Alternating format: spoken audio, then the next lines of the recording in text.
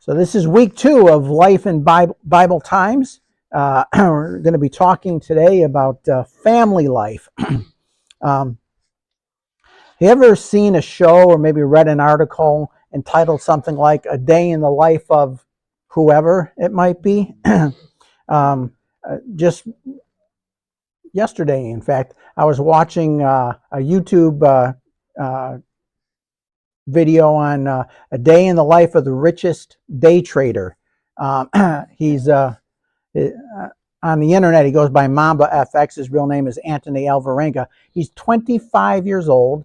He started day trading when he was 19. He's made $21 million so far. He averages $5 million a year sitting in front of his computer, clicking, doing day trades.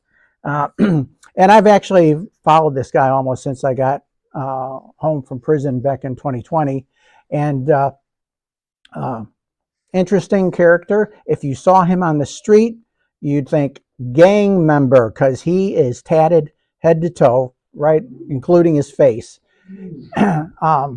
You would never think $21 million. Yeah, right. But just in the last less than 6 months ago, he announced in one of his videos that he's accepted Jesus Christ as his Savior. Now, he's got a long way to go as far as, I guess he's probably never really going to look like a Christian because of all the tats and everything, but learning what it means to live as a Christian. But it was a fascinating to watch his lifestyle. When you make $5 million a year, you live different than the rest of us. But when I was in prison, there was a number of times that I received letters from friends, from family members, from folks here at church, just inquiring how I was doing and telling me that they were praying for me. But a common question I would get was, what is your life like? What is a day in the life of a prisoner like? Because we have a curiosity about that. We want to know, because their life is so much different. Life on the inside is so much different than life on the outside. I can assure you that. So people wonder, what is life like? Well, we're kind of doing the same thing right now in this series of lessons. To better understand the Bible, we want to know what life was like for the people in those times. And this week, as I said, we're looking at family life, specifically 2 areas, life at home and food and meals. So life at home, most people in Bible times, they got up early, typically before sunrise, so that they could make the most of the daylight hours. In our culture nowadays, some people are surprised to know that the sun rises slowly. They thought it just blinks on in the sky at 9 a.m. But in Bible times, they got up early before sunrise to make the most of the daylight and to avoid the extreme heat of the midday during the summer times. Moses got up early to obey God's command to sacrifice his son, Genesis 22:3. Moses got up early to meet God on Mount Sinai, Exodus 34:4. Job offered worship early in the morning for himself, his wife, his sons, Job 1:5. And the Bible tells us that Jesus oftentimes prayed before sunrise. Mark 1:35 says, and in the morning, rising up a great while before day, he went out and departed into a solitary place and there prayed. So even though it's technically possible to stay in bed back in those times, it was a real challenge to do so in a small house because everybody slept in the same room. So one person getting up would disturb everybody else.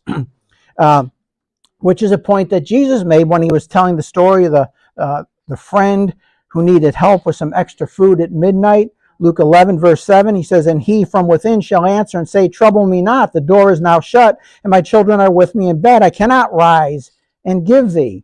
So that was typically how it was. Now, usually there was only 2 meals each day, the first one being breakfast. And breakfast was typically kind of an informal meal eaten in the morning, obviously. It was typically something like a piece of bread that would be filled with olives or cheese or maybe dried fruit. And when the men and the older boys left for work, they usually took that food with them and ate it as they went. So, they didn't go through a drive-through, but they're just like the rest of us. They eat on the way to work. The mother, the girls, they did the domestic chores for the day, along with any boys that were still too young to work or to attend school. The youngest children, it was their job to take care of any animals possessed by the family, as we know that David did, for example, 1 Samuel 16:11. And Samuel said unto Jesse, Hear all thy children. He said, There remaineth yet the youngest, and behold, he keepeth the sheep. So that was typical of the time, that the youngest children would be responsible for keeping any animals that the family had. As soon as the men left for work, typically what was done is what was called the hand mill was taken out. They would put a square of cloth on the ground, and the ladies would put this hand mill for grinding grain in the middle of this piece of clean cloth. It was made of 2 discs of stones. They were typically about 12 to 18 inches across. And the lower stone had an upright wooden spike or stake right in the middle of it. And the top stone had a large hole in the center of it, and that would go over the top of that spike, that stake, and there would be a handle usually on the outer edge of that top stone.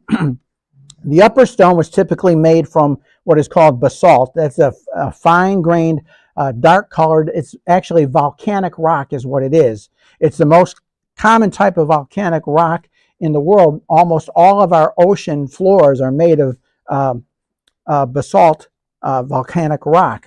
So again, there was this upright handle fixed to the top of the upper stone so that they could spin it around. And what they would do is they would drop whatever grain that they were going to grind into that center hole, and they would spin that top stone around and around and around, and as it would crush the grain would slowly work its way out to the edges and fall out of the edges as flour, completely pulverized.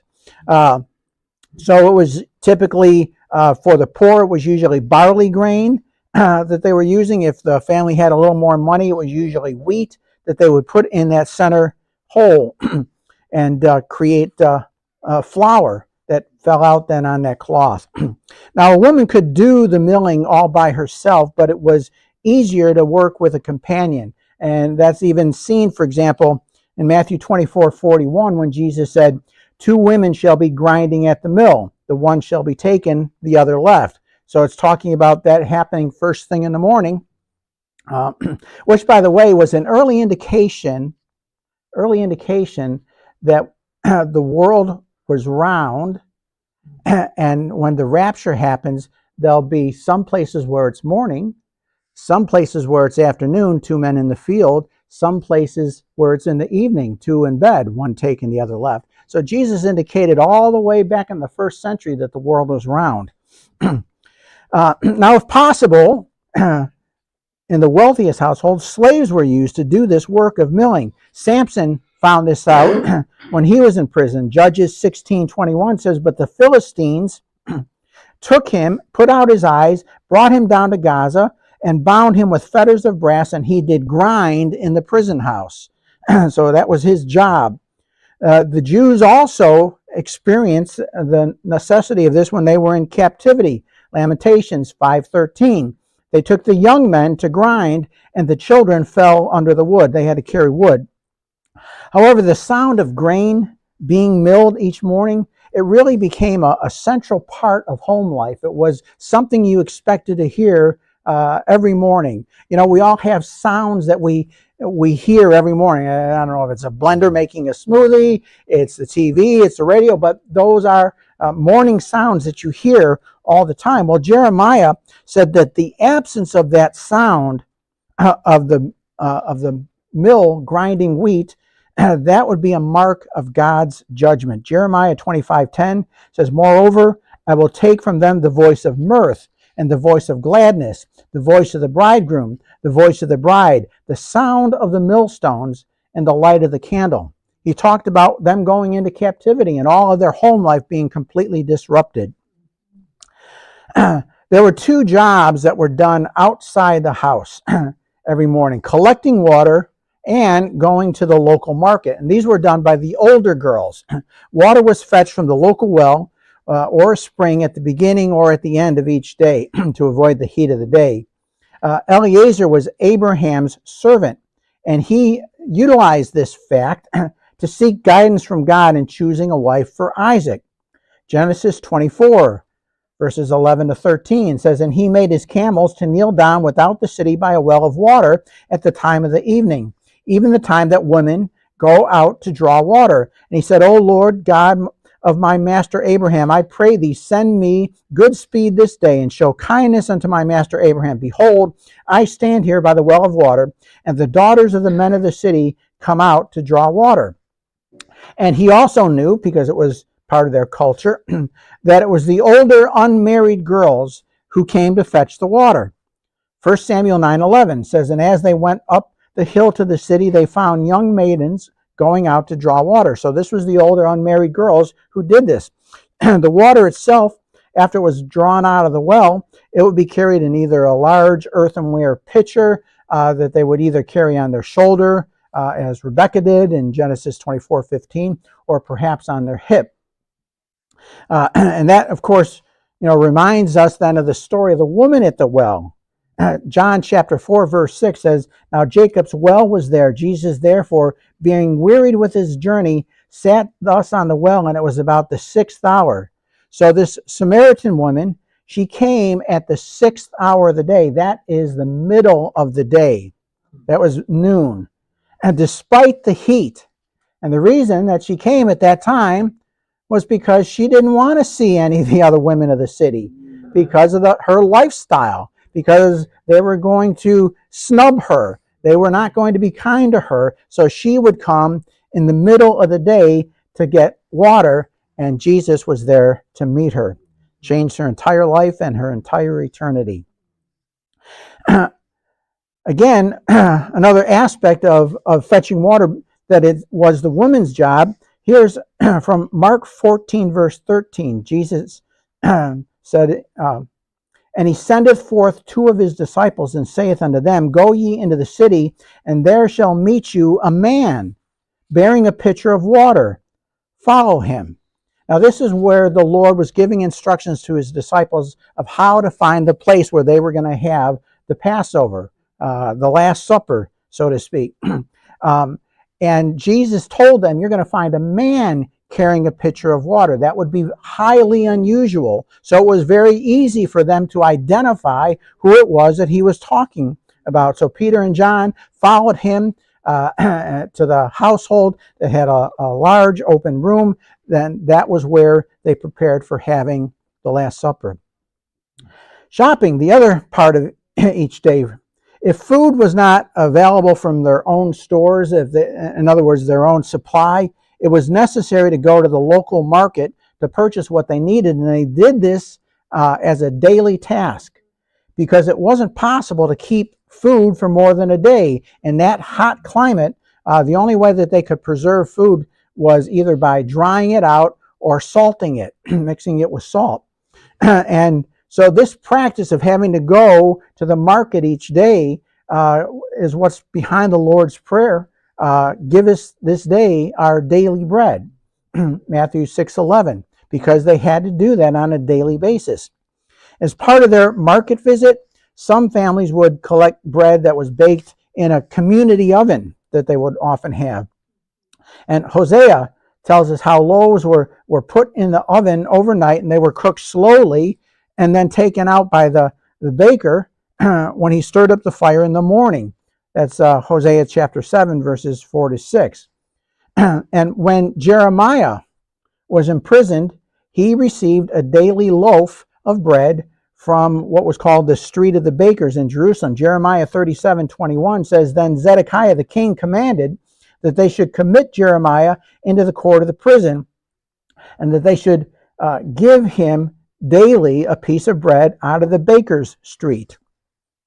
So while the older girls collected water and went to the market, then the mother and the other girls, they still had plenty to do. The house floor had to be swept carefully every single day to keep it tidy. And that was particularly true if there were animals that slept inside overnight, which was not in the least bit unusual. They had to do washing as well. The fire had to be fanned back to flame so that they could begin cooking. And that usually included baking bread. Bread was the basic food in that culture. Flour from that hand mill, it was mixed with water. The dough would be placed then on heated flat stones.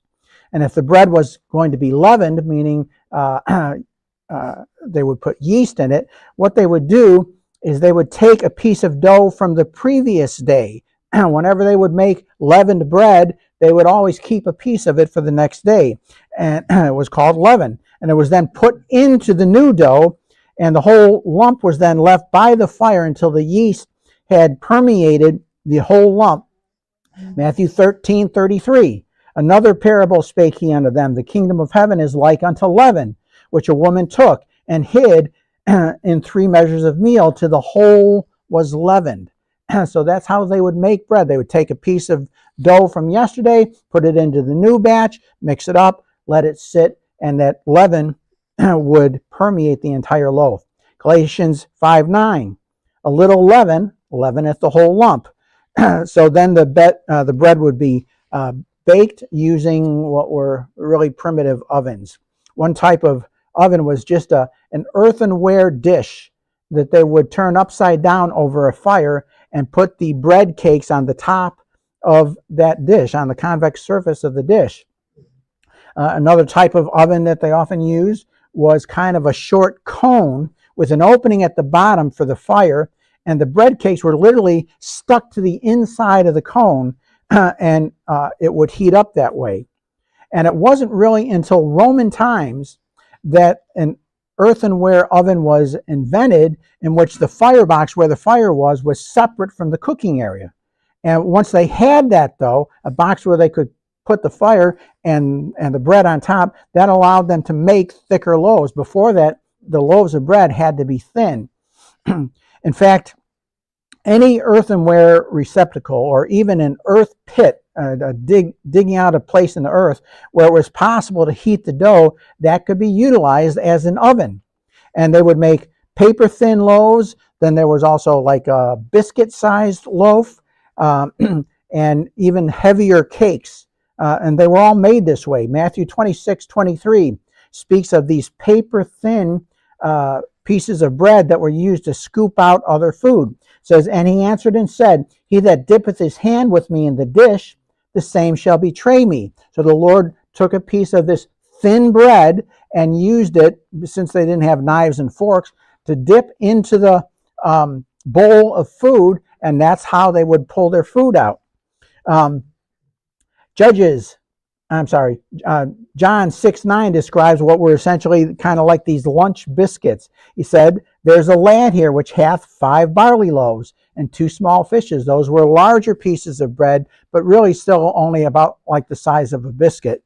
And then Judges 7:13, that describes the much heavier loaves. It says, when Gideon was come, behold, there was a man that told a dream unto his fellow and said, behold, I dreamed a dream. And lo, a cake of barley bread tumbled into the host of Midian and came unto a tent and smote it that it fell and overturned it that the tent lay along. And so that was describing one of these larger pieces of bread, a loaf of bread. How about this? Bible time popcorn. Yeah. A metal tray was sometimes placed over the top of the fire to hold corn kernels. And as the kernels popped, they formed popcorn. They called it parched corn. 1 Samuel 17:17, and Jesse said unto David his son, take now for thy brethren an ephah of this parched corn, and these 10 loaves, and run to the camp of thy brethren. 1 Samuel 25:18. Then Abigail made haste and took 200 loaves and 2 bottles of wine and 5 sheep ready dressed, 5 measures of parched corn, and 100 clusters of raisins and 200 cakes of figs, and laid them on asses. And so they literally made popcorn all the way back in the early centuries. So it's not a new thing. They didn't have a microwave, though. So I don't know when it popped. Did you have to catch it in midair? I don't know. But yeah, they had popcorn all the way back in Bible times. Then there was the afternoon siesta. As the heat of the day approached, it was time for a siesta to get out of the sun. Abraham sat in the door of his tent during the siesta time. Genesis 18:1. And the Lord appeared unto him in the plains of Mamre, and he sat in the tent door in the heat of the day. The Bible tells us Saul went into a cave, 1 Samuel 24:3, and he came to the sheepcotes by the way, where was a cave, and Saul went in to cover his feet, and David and his men remained in the sides of the cave. And Ishbosheth stayed in his house during that time. 2 Samuel 4:5, and the sons of Rimmon, the Berahite, Rechab and Baanah went and came about the heat of the day to the house of Ishbosheth, who lay on a bed at noon. So they would typically take, now they didn't call it a siesta, all right, but they would typically take a nap in the afternoon. Then for the evening meal, following the midday rest, there were several important activities that had to take place. The men would return back to work, and the evening meal had to be prepared on the fire. And this normally consisted of like vegetables or lentils in some kind of a stew that would then be scooped out of a common pot with a piece of that thin bread, just like we talked about at the Last Supper. Genesis 25, verses 29 and 34. And Jacob sod pottage, that meant to make a stew. And Esau came in the field, and he was faint. Then Jacob gave Esau bread and pottage of lentils, and he did eat and drink and rose up and went his way. So that's how they typically ate. And again, it was typically this kind of stew for a typical evening meal. On special occasions or on a festival or after a sacrifice, meat was added to the stew. At Passover, that meat would actually be roasted, but blood had to be drained from the meat. And after the law was given, meat could not be served alongside of dairy products. Leviticus 7:26 says, "Moreover, ye shall eat no manner of blood, whether it be fowl or of beast, or in any of your dwellings." So they had strict food laws about what meats could be eaten and which could not, and you'll find those listed in Leviticus 11 if you're interested. Typically, the meal would be finished, dessert. Wasn't Jell-O, wasn't pudding. It was usually something like fresh or dried fruit they would usually have. Another important activity was making cloth, spinning and weaving to make clothing for the family. And the Bible talks about the ideal wife in Proverbs chapter 31. Verse 13 describes her as one who seeks wool and flax and works willingly with her hands. Verses 19 and 21 says she spins, she weaves, she makes cloth. Verse 22 says she makes rugs and coverings for the home. Verse 24, she says that she sells the surplus at the market. So that was an important part of daily life for the women. Now, what about washing it? Sometime during the day, people needed to wash. And if Bathsheba was typical, this too typically would have taken place at the end of the day. The normal small house seldom had any kind of bathing facilities. It would be only in the homes of the wealthy where a room could be provided that had a bathtub. More common was to have like some kind of a shallow earthenware bowl for essentially a sponge bath. If somebody wanted a full bath, they had to take it at a spring or at a river.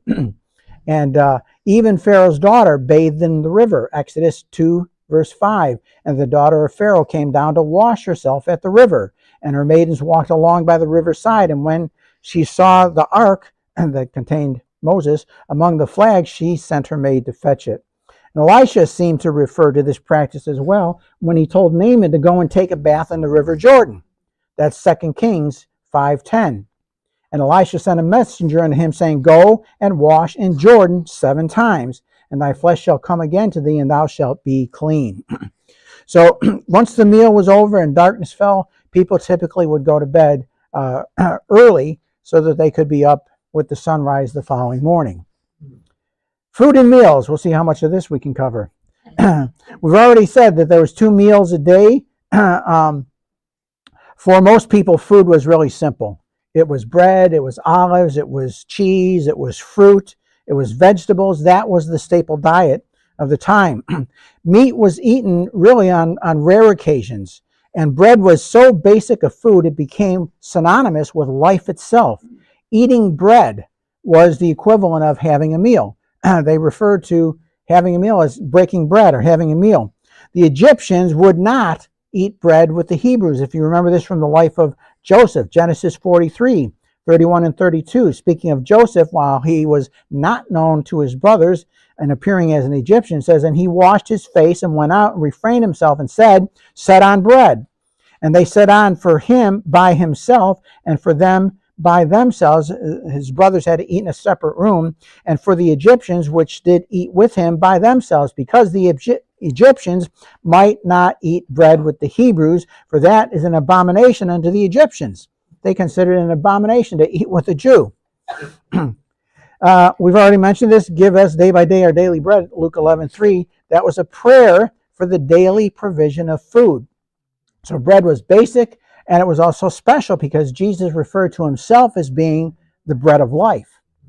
John 6:35, and Jesus said unto them, I am the bread of life. He that cometh to me shall never hunger, and he that believeth on me shall never thirst. So bread, it's always seemed to be broken rather than cut with a knife in the Bible. They never cut bread, they broke it with their hands, which gives rise to that phrase, to break bread. You find that in Acts 20, verse 7. And it's used to describe the communion service, Acts 20, verse 7, and upon the first day of the week when the disciples came together to break bread, Paul preached unto them. So bread made from barley was less favored than bread that was made from wheat. And as I said, corn was often parched or popped by heating it on a metal plate over the fire. And it was often eaten raw while people walked through grain fields. There was a well-known example of this when the disciples of Christ, they were criticized by the Pharisees for eating raw grain on the Sabbath day. Mark 12, verses 1 and 2. At that time, Jesus went on the Sabbath day through the corn, and his disciples were hungered and began to pluck the ears of corn and to eat. But when the Pharisees saw it, they said unto him, behold, thy disciples do that which is not lawful to do upon the Sabbath day. If you know the rest of the story, Jesus defended them by pointing out that the Sabbath was not made, or man was not made for the Sabbath. The Sabbath was made for man. It was the day of rest for man. So they were allowed to do that. Vegetables were also in common use in Bible times. Beans and lentils were common throughout the Old Testament period as well as the New Testament. And it was this like lentil-based stew that Jacob cooked and he gave to Esau in Genesis 25, and beans were given to David when he fled from Absalom, 2 Samuel 17, and leeks and onions and garlic and cucumbers and melons, those were all familiar to the Jews from their time in Egypt. Numbers 11, verse 5 reminds us of that. Milk was another basic food and came from most of the animals that they herded. Some of it would be fermented to produce yogurt. You will not find the word yogurt anywhere in the Bible. It was still referred to as milk. Genesis 18:8, he took butter and milk and the calf which he had dressed and set it before them. Some of it was churned to make butter. They would take the milk, they would put it in a skin bag, and they would alternately shake the bag, squeeze the bag until it formed butter. And of course, the milk was also used to make cheese. 2 Samuel 17:29, and honey and butter and sheep and cheese of kine for David and for the people that were with him to eat. For they said the people is hungry and weary and thirsty in the wilderness. Kine, by the way, just simply refers to a cow, a female cow. Meat and fish, they were considered luxury foods. And they were reserved for the wealthy except during festivals and at sacrifices. King Solomon had meat in a great variety. He had beef, he had mutton, which was sheep, wild game and fowls. 1 Kings chapter 4, verses 22 and 23 says, and Solomon's provision for one day was 30 measures of fine flour, and 80 measures of meal, 10 fat oxen, 20 oxen out of the pastures, 100 sheep, beside harts and roebucks and fallow deer and fatted fowl. So yes, he ate like a king every day. Abraham served veal to his guests. Genesis 18:7. And Abraham ran into the herd and fetched a calf, tender and good, and gave it unto a young man, and he hasted to dress it. Gideon's guests ate goat meat. Judges 6:19. Gideon went in and made ready a kid and unleavened cakes of an ephah of flour. The flesh he put in the basket, and he put the broth in a pot, brought it out unto him under the oak, and presented it. So meat was normally boiled as part of a stew because of this requirement to drain all the blood. Deuteronomy 12:15-16, notwithstanding thou mayest kill and eat flesh in all thy gates, whatsoever thy soul lusteth after, according to the blessing of the Lord thy God, which he hath given thee, only ye shall not eat the blood, ye shall pour it upon the earth as water. So it was typically made into a stew, but it could be roasted. Sometimes they roasted it. The sons of Eli, for example, they preferred roasted meat to boiled meat. 1 Samuel 2:15. Also, before they burnt the fat, the priest's servant came and said unto the man that sacrificed, give flesh to roast for the priest, for he will not have sodden flesh. Sodden would be made into a stew of thee, but raw. So meat from herded animals, it was supplemented sometimes by meat taken in hunting. The Jordan River Valley, it was abundant in wild animals during biblical times. They would trap animals in a net or in a pit. And fish also was available, abundantly so. But some varieties of fish were forbidden for food. Leviticus 11, verses 11 and 12. They shall be even an abomination unto you. You shall not eat of their flesh, but ye shall have their carcasses in abomination. Whatsoever hath no fins nor scales in the waters, that shall be an abomination unto you. Folks, no catfish. They couldn't have catfish. No calamari. That one really hurt my heart. Glad I'm not Jewish. No calamari. That's squid. No crab. No lobster. Aren't you glad we're not bound by that anymore? Yeah. So the work of Jesus' disciples is evidence that much fishing was carried out on the Sea of Galilee during that time. And fish were so common that Jesus often used them in parables.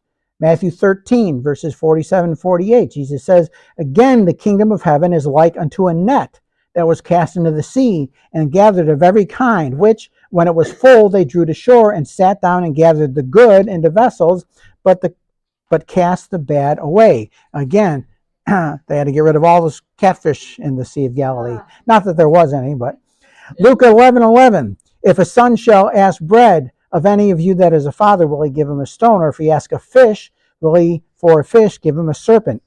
Now, eggs didn't seem to come into popularity until late in the Old Testament times, but once they did, they became really popular. Jesus mentioned them as well in Luke 11:12. Or if he shall ask an egg, will he offer him a scorpion?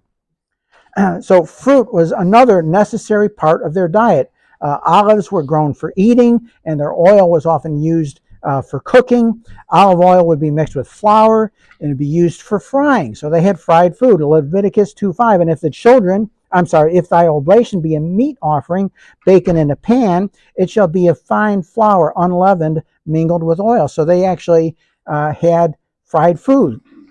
Fresh figs and dried figs were often available. 1 Samuel 25:18. Fresh grapes were eaten. Numbers 13:23. And they came unto the brook of Eshcol and cut down from thence a branch of one cluster of grapes, and they bare it between two upon a staff. That's how big it was. It took 2 men to carry the cluster. And they brought of the pomegranates and of the figs. So grapes were very common. Grape juice was very common. And when grape juice was boiled down, it would become this sweet, sticky syrup. If you're in the Berean class, you probably remember the 6 or 7 weeks in which we taught on the subject, Jesus drank wine. Is it okay if I do? Here's the truth. They would take grape juice and they would boil it down to like a paste. and that's how they would store it. And then they would dilute it with water before they were going to drink it. Most of the places in the Bible where people are drinking wine, that's what they're drinking. There was no alcohol in it. It was a paste. It had been boiled down to a paste and then diluted with water before drinking. To this day, just checked it last night, you can buy boiled down grape paste. It's made in Italy now. It's called Saba, S-A-B-A, and you can get it on Amazon.com. I just looked it up yesterday. Look for Sanniti, S-A-N-N-I-T-I, Sanniti Saba. It's a boiled down grape paste that they would use. Nowadays they use it more like a jelly or a jam. Grapes were also dried as raisins. Pomegranates were popular. And they even had their own version of candy. Locust beans, which are also known as carobs.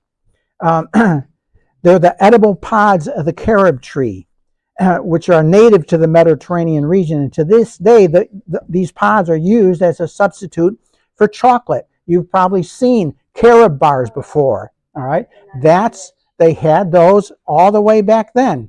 That was their version of candy, and of course they also had almonds and pistachios and honey and things like that, and we're all out of time. So we knew that was going to happen. So, yeah? All right, folks, let's have a word of prayer. We'll pick it up next week.